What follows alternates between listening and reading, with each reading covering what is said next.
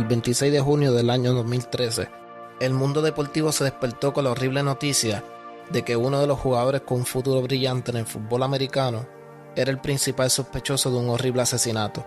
Sin embargo, nadie tenía idea de que esto era solamente una parte de la turbada vida que llevaba este joven atleta, la cual terminó con un trágico final.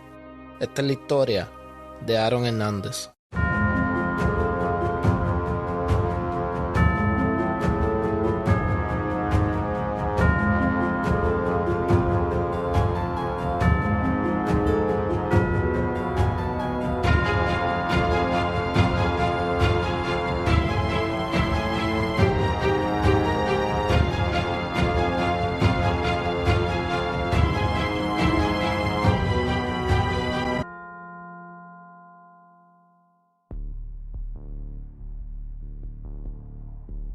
Aaron Joseph Hernández nació el 6 de noviembre de 1989 en Bristol, Connecticut. Segundo hijo de Dennis Hernández, quien era de descendencia puertorriqueña, y de Terry Valentín Hernández, de ascendencia italiana. Hernández se crió en un hogar tóxico en el que sus padres acostumbraban a tener discusiones constantemente. Su padre Dennis solía tener un comportamiento abusivo contra la familia, contra su esposa y madre de Aaron y DJ, Terry, y con sus dos hijos. Incluso, cuando Hernández comenzó a jugar fútbol, Dennis golpeó al entrenador de fútbol de Aaron por una discusión sobre el método de entrenamiento que éste llevaba.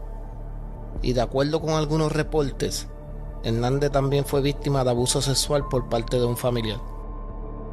El 6 de enero del 2006, cuando Hernández tenía 16 años, su padre falleció a causa de unas complicaciones mientras recibía una cirugía de rutina. De acuerdo con su madre, Aaron no tomó la muerte de su padre muy bien, y que esto hizo que Hernández se fuera por el camino de las drogas y de andar con las personas equivocadas. Su relación con su madre comenzó a afectarse luego de que Terry se volvió a casar con otro hombre sin ni siquiera haber pasado un año desde la muerte de su esposo Dennis. Su nuevo esposo era el actual esposo de la prima de Aaron, Tanya Singleton, con la que Hernández después de un tiempo se fue a vivir luego de que ésta se divorciara de su esposo, cuando explotó el escándalo familiar. Fue durante este tiempo, mientras vivía con su prima, que conoció a Carlos Ortiz y a Ernest Wallace, con quienes pasaría la mayoría del tiempo y que comenzaría la conducta desordenada de Aaron Hernández. Ya en la escuela superior, Hernández era toda una estrella, rompiendo todos los récords, haciendo sus récords personales y ganando premios como el jugador del año, mientras jugaba para el equipo de su escuela, los Bristol Rams, misma escuela donde conoció a quien se convertiría en su prometida, Chayana Jenkins. Inmediatamente, Hernández llamó la atención de todas las universidades por su gran talento y habilidades dentro del campo.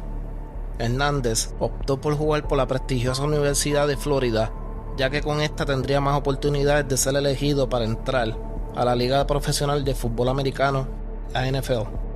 Durante este tiempo en Florida, el 30 de septiembre del 2007, dos hombres, Corey Smith y Justin Glass, fueron atacados a tiros mientras se encontraban detenidos en un semáforo en Gainesville, Florida. Smith recibió un tiro en la parte trasera de su cabeza, mientras que Glass recibió un tiro en su brazo. Ambos sobrevivieron a las heridas. Un tercer hombre, Randall Carson, se encontraba en el asiento trasero del auto y salió ileso de esto. Este último le dijo a los policías que la persona que pareció ver disparando era alguien hispano o hawaiano, alto y lleno de tatuajes. Este luego eligió una foto de Aaron Hernández cuando las autoridades le mostraron una rueda de reconocimiento. 4 jugadores de fútbol fueron interrogados sobre este homicidio. Uno de los entrevistados fue Aaron Hernández. Hernández nunca fue acusado de este asesinato, pero siempre permaneció como persona de interés para las autoridades. El 23 de abril de 2010, Aaron Hernández recibió la llamada que todo atleta anhela recibir en su vida, cuando fue elegido en el draft de la NFL por los aclamados New England Patriots, en la 4ª ronda del draft de 2010, equipo donde compartiría el campo con el considerado mejor mariscal y el mejor jugador de todos los tiempos, Tom Brady. Durante este tiempo con los Patriots, comenzó a pasar su tiempo libre con personas peligrosas. Hernández contrató a 2 de sus amigos quienes poseían récord criminal como sus asistentes. Uno de estos era Alexander Bradley, quien era un narcotraficante. Sus funciones como asistente era calmar a Hernández en sus momentos de furia y paranoia, además de esto conseguirle cualquier arma a Hernández. El 16 de julio de 2012, mientras se encontraban estacionados afuera de un club en Boston, Daniel de Abreu y Zafiro Furtado fueron acribillados a tiros y ambos murieron en la escena. Testigos testificaron que vieron a una guagua SUV gris detenerse al lado de las víctimas, gritando insultos racistas antes de abrir fuego contra ambos. Cuando las autoridades verificaron las cámaras de seguridad del club cerca de la escena del crimen, vieron que Hernández estuvo esa noche en el mismo club donde las víctimas estuvieron. Sin embargo, las autoridades pensaron que solo fue una coincidencia de que Aaron Hernández estuviera esa misma noche ahí. 2 meses después de este suceso, para el 27 de agosto del 2012, los New England Patriots firmaron a Aaron Hernández a una extensión de contrato por $40 millones.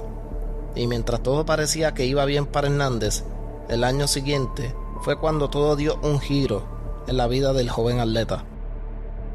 En febrero de 2013, Hernández, su asistente y también narcotraficante Alexander Bradley y otras amistades hicieron su llegada a un strip club para caballeros en Florida. Mientras se encontraban en el lugar, la paranoia de Hernández comenzó a aparecer. Hernández le reclamaba a Bradley que había 2 sujetos al otro lado del club pendientes a él y que pensaba que eran policías. Bradley le dijo que quizás era que los estaban buscando y velando sobre la investigación del doble asesinato de Daniel de Abreu y Zafiro Furtado en Boston. De acuerdo con Bradley, su relación con Hernández en ese momento no andaba muy bien. Bradley reclamó que ese mismo día se encontraba dentro del auto junto a Hernández cuando éste decidió coger una siesta en el auto. Cuando abrió los ojos, lo primero que vio fue a Hernández apuntándole con una pistola directamente a la cara. En la siguiente mañana, Bradley fue encontrado por los policías tendido en el suelo todo ensangrentado, con una bala entre medio de los ojos. Milagrosamente sobrevivió a esto, solo que perdió la visión en su ojo derecho. Sin embargo, Bradley no dijo nada a la policía sobre Hernández, sino que decidió buscar venganza. Bradley decidió extorsionar a Hernández a cambio de su silencio. La conducta violenta de Hernández continuaría hasta junio del 2013, cuando finalmente el mundo sabría sobre el verdadero Aaron Hernández. En la mañana del 17 de junio del 2013, un adolescente se levantó y salió de su casa para ir a ejercitarse. Mientras se encontraba corriendo en el parque industrial en North Attleboro, se topó con el cuerpo sin vida de Odin Lloyd, de 27 años. Odin se encontraba boca arriba y mostraba 5 impactos de balas, tanto en la espalda como en su pecho. Odin fue encontrado con todas sus pertenencias, descartando así que el motivo del asesinato había sido por robo. Inmediatamente la policía notó que en las pertenencias de Odin se encontraba un par de llaves de auto. Sin embargo, el cuerpo fue encontrado en el parque sin ningún auto cerca de la escena, así que las autoridades decidieron rastrear las llaves y el registro dio a un carro rentado, a nombre de nada más y nada menos que Aaron Hernández. La policía inmediatamente decidieron darle una visita a Hernández para hacerle varias preguntas, quien para el colmo vivía a menos de 1 milla de la escena del crimen. Al llegar, se encontraron con un Hernández alterado, quien no quería cooperar con las autoridades. Hernández solo le dijo a las autoridades que él rentó el auto y se lo prestó a Odin, que ambos se conocían debido a que Odin tenía una relación con la hermana de Chayana Jenkins, la prometida de Hernández. Las autoridades salieron de la casa de Hernández sin ninguna respuesta de él. Sin embargo, tuvieron una orden para usar las grabaciones del sistema de cámara de vigilancia de la casa de Hernández y fue ahí cuando tuvieron su primera pista importante. Descubrieron que el auto rentado por Hernández, un Nissan Altima, fue visto en la grabación de la cámara de vigilancia. En el video se ve a Hernández dentro de un auto junto a otras 3 personas. Una de ellas era la víctima Odin Lloyd. Sin embargo, Cuando vieron el auto llegar a la casa, Hernández y otros 2 individuos se bajaron del auto, pero faltaba alguien, la víctima, Odin Lloyd. Pero esta no fue la única gran pieza de evidencia que los investigadores encontraron.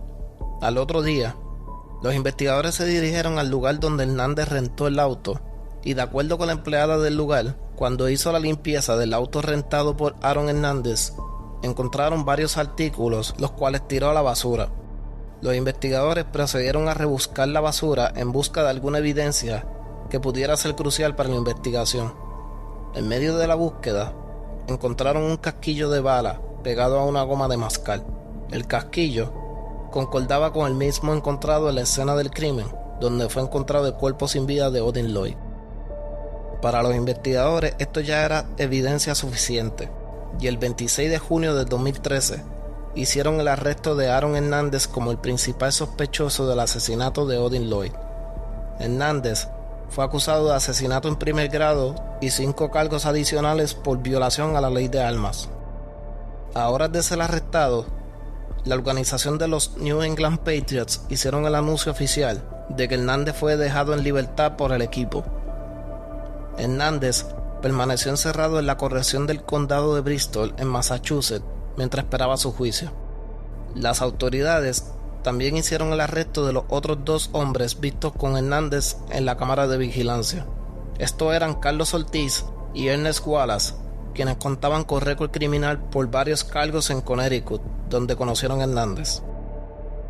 Esa noche del 17 de junio de 2013, a las 9:35 de la noche, Hernández le envió un mensaje a sus 2 amigos, diciéndoles que le llegaran a su casa. Luego, le envió un texto a la víctima, Odin Lloyd, diciéndole que pasarían por él a recogerlo. Luego se ven las cámaras de vigilancia cuando Hernández, Ortiz y Wallace se suben al auto para salir a recoger a Odin. Antes de pasar por Odin, hicieron una parada en el garaje para rellenar el tanque de gasolina. En los videos del sistema de vigilancia de esta gasolinera, se ve a Hernández llenando el tanque y también se ve cuando Hernández hizo la compra de una goma de mascar, la misma encontrada pegada al casquillo de bala encontrado en la basura. A las 2:32 de la madrugada, hicieron su llegada a la casa de Odin Lloyd y en la cámara se ve cuando Lloyd sube el auto.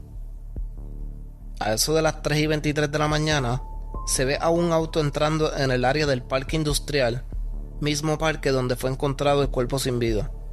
Al ser muy difícil identificar en las cámaras si era el mismo auto, Nissan Altima, los investigadores procedieron a analizar las marcas de las gomas dejadas por el auto en la escena del crimen. Las marcas concordaban con las mismas del Nissan Altima conducido por Hernández. 4 minutos después de entrar al parque, en las cámaras de vigilancia se ve cuando el auto sale del parque. A eso de las 3:29 de la mañana, se ve al auto llegando a casa de Hernández, donde solo se bajaron del auto Hernández, Ortiz y Wallace. Sin embargo, no era prueba suficiente para confirmar en corte de que Hernández fue quien apretó el gatillo esa noche, así que la fiscalía tenía que demostrar que Hernández se bajó de ese auto en el parque industrial antes de dejar el cuerpo sin vida de Odin Lloyd tirado. Para fortuna de los investigadores, en la escena se encontró un blond de marihuana cerca de la víctima. El blond fue llevado para análisis, el cual contenía ADN directamente de Aaron Hernández. Como si no fuera suficiente evidencia, en el pietaje de las cámaras de seguridad dentro del hogar de Hernández, se ve cuando Hernández entró a la casa con lo que parecía ser un arma en su mano izquierda. Parecía que la ocultaba de su prometida, quien se encontraba sentada en el sofá viendo televisión.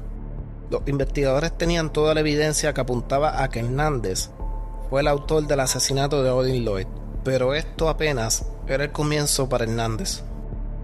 Mientras las autoridades se encontraban haciendo una búsqueda en el hogar de Hernández, los investigadores se toparon con un vehículo escondido, vehículo que concordaba con el color, marca y modelo del auto visto disparando a los 2 sujetos en julio de 2012, el asesinato de Daniel de Abreu y Zafiro Fulta, que mencioné unos minutos atrás, donde ambos fueron acribillados a tiros mientras estaban estacionados afuera de la discoteca. En septiembre del 2013, Carlos Ortiz y Ernest Wallace fueron sentenciados como conspiradores por el asesinato de Odin Lloyd, y el 15 de abril del 2015, Aaron Hernández fue encontrado culpable sin posibilidad de libertad condicional por el asesinato de Odin Lloyd. El 1 de marzo del 2017, Hernández tuvo el juicio por el doble asesinato de Zafiro Furtado y Daniel Abreu. Esa noche, Hernández estaba con quien se consideraba su mano derecha y a la persona que le disparó dejando moribundo en la calle, Alexander Bradley.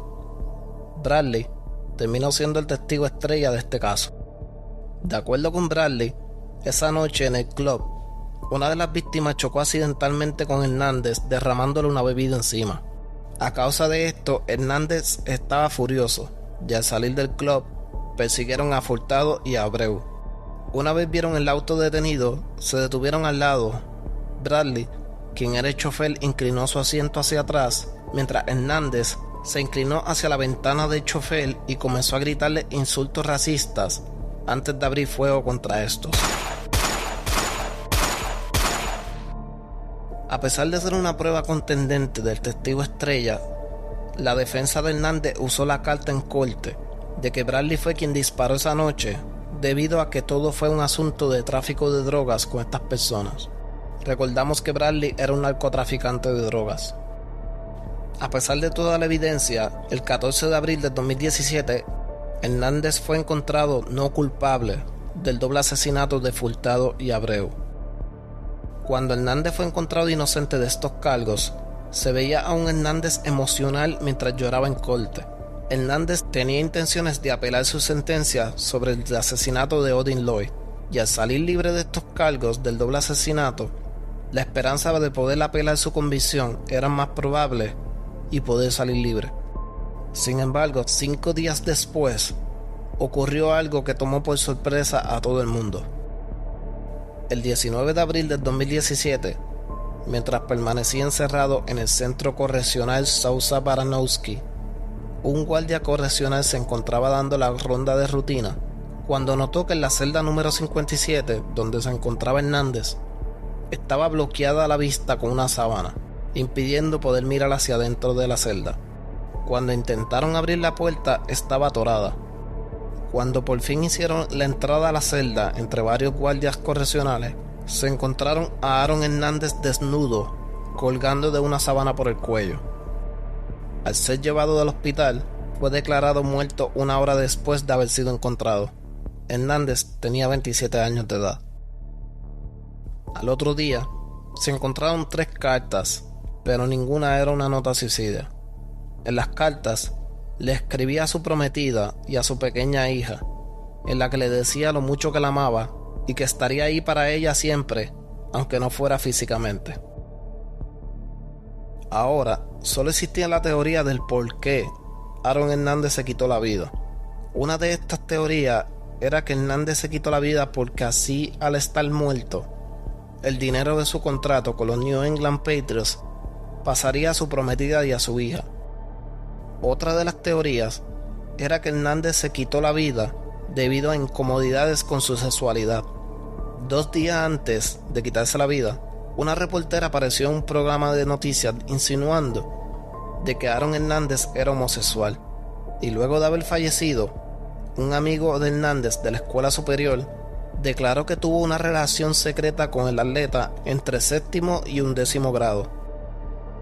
Pero tal vez la teoría más certera vendría siendo la de que Aaron Hernández tenía daño cerebral, encefalopatía traumática crónica, por sus siglas en inglés CTE, causada por los golpes recibidos en la cabeza durante su carrera como jugador de fútbol americano.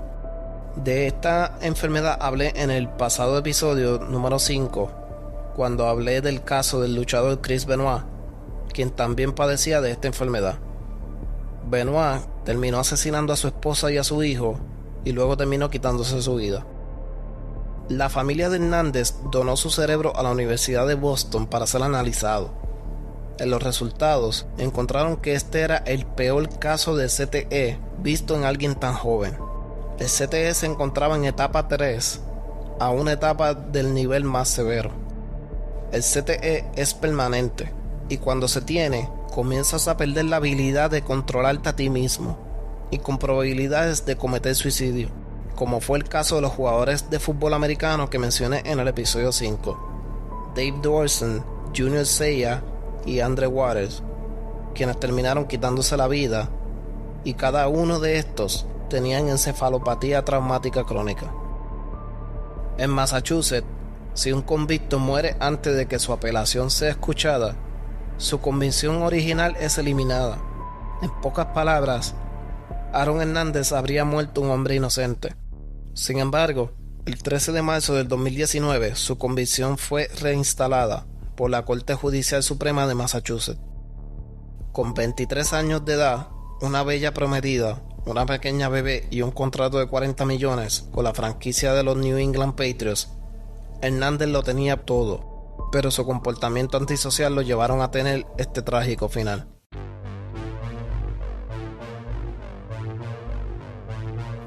Hasta aquí el episodio de esta semana. Una vez más, gracias por sintonizarnos. Saben que nos pueden seguir en las redes, en Facebook, en Instagram, en YouTube. Y no se olviden dejar su reseña de 5 estrellas. Hasta la próxima semana.